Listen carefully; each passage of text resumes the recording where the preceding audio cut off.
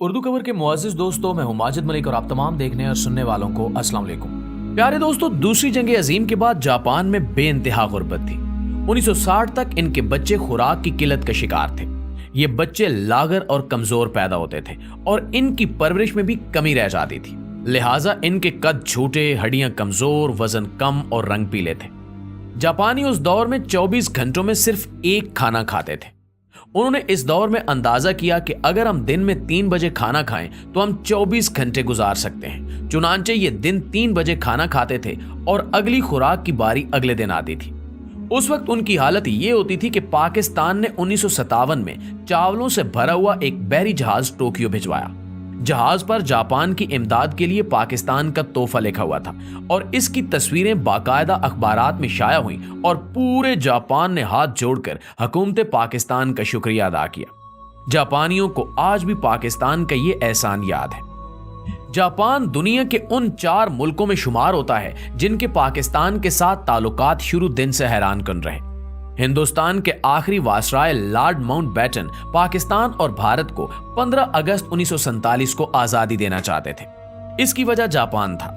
Japan ने 1945 में 15 अगस्त को अमेरिका के सामने सरेंडर किया था। इत्तेहादी फौजें 15 अगस्त को यौम फतह के तौर पर मनाती थी। लॉर्ड माउंटबेटन की ख्वाहिश थी कि 15 अगस्त 1947 को जब पूरा बरतानिया यौम फतह मना रहा हो तो भारत और पाकिस्तान की पैदाइश उस वक्त हो, ताकि हर साल जब इन दोनों मुल्कों के लोग आज़ादी की तकरीबात मनाएं तो उस वक्त जापानी अफसरदा हों और ये खेल ताअबद जारी रहे। ये मंसूबा जब कायद आज़म के सामने पेश किया गया तो आपने फौरन इनकार कर दिया।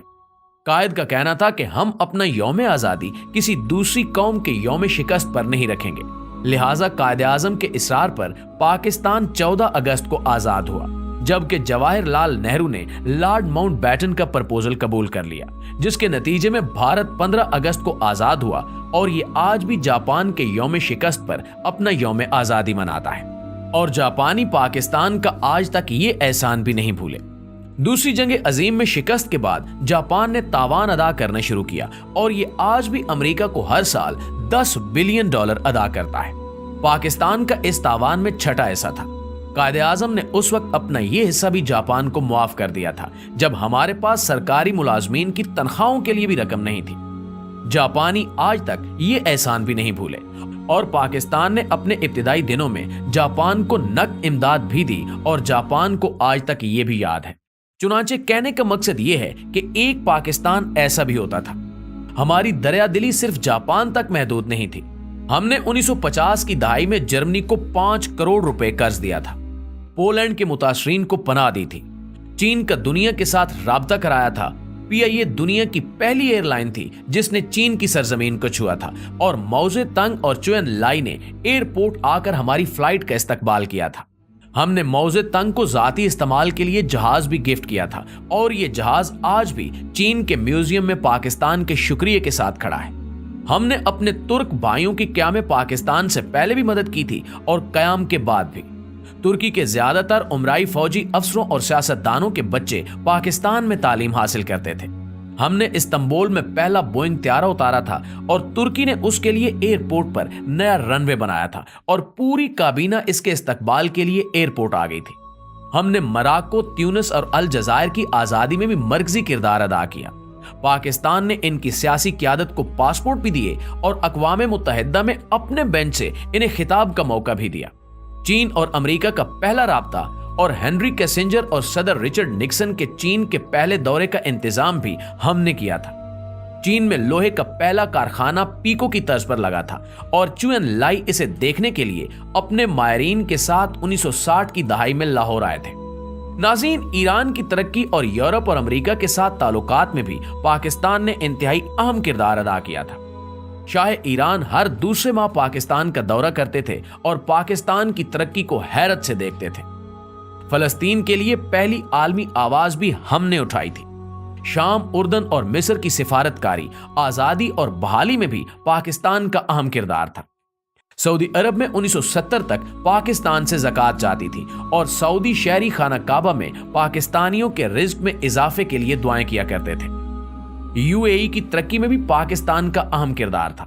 दुनिया की चौथी बेहतरीन एयरलाइन यानी एमिरेट्स का कोड EK है और इसका K कराची है। ये एयरलाइन कराची से स्टार्ट हुई थी। हमने इन्हें जहाज भी दिया था और अमला भी, लिहाजा ये आज भी अमारात कराची है।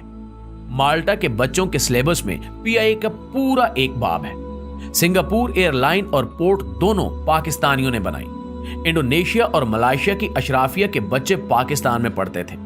मलाइशिया का आईन तक पाकिस्तानी वकला ने लिखा था। जनूबी कोरिया की ग्रोथ में महबूबुल हक के 5 साला मंसूबे का अहम किरदार था। भारत 1990 की दहाई में पाकिस्तान से बिजली खरीदता रहा और मनमोहन सिंह ने शाइनिंग इंडिया का पूरा मंसूबा पाकिस्तान से लिया था। दुनिया की 3 बड़ी इंजीनियरिंग फॉरम्स ने 1960 की दहाई में कंसोर्शियम बनाकर मंगला डैम की बिड की थी और हार्वर्ड यूनिवर्सिटी की इंजीनियरिंग क्लास के तालिब इल्म जहाज भरकर मुताले और मुशाहिदे के लिए मंगला आते थे और इस मंसूबे को हैरत से देखते थे। मुस्लिम दुनिया के 27 मुल्कों के फौजी अफसर पाकिस्तानी अकेडमियों में ट्रेंड हुए और बाद अज़ां अपने अपने मुल्कों में आर्मी चीफ बने। UAE की फर्मर आवाज जैद बिन सुल्तान अल निहान 1970 की दहाई तक पाकिस्तान के दौरे पर आते थे तो इनका इस्तकबाल कमिश्नर रावलपिंडी करता था।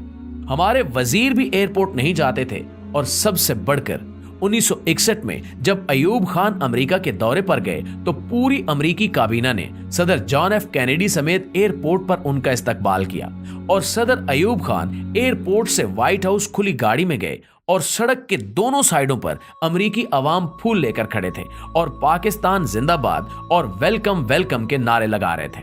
नाज़रीन गिरामी, पाकिस्तान ने एक दौर ऐसा भी देखा है जब दुनिया हैरत से इसकी तरफ देखती थी और ये जर्मनी और जापान जैसे मुल्कों को कर्जे और इमदाद देता था। लेकिन फिर इस मुल्क पर एक ऐसा दौर आया जिसमें हम $1 अरब के लिए दुनिया के दरवाजे पर भिखारी बनकर बैठे हैं और दुनिया हमें गरूर और नफरत से देख रही है। एक वक्त था जब हम वीजे के बगैर पूरी दुनिया में सफर करते थे और एक वक्त अब है जब हमें अफगानिस्तान के वीजे के लिए भी कतारों में खड़ा होना पड़ता है। ऐसा क्यों हुआ? क्या कभी हमने सोचने की जहमत की है? हमें मानना पड़ेगा कि हमने बड़ी मेहनत और जदोजहद से इस मुल्क को तबाह बर्बाद करके रख दिया है। मगर सवाल फिर भी वही है कि क्या हमारे पास वापसी की कोई गुंजाइश है? तो जी हां, अभी भी वक्त हाथ से नहीं निकला। हम ताहाल एक कौम है और हमारा जोग्राफिया भी बहाल है।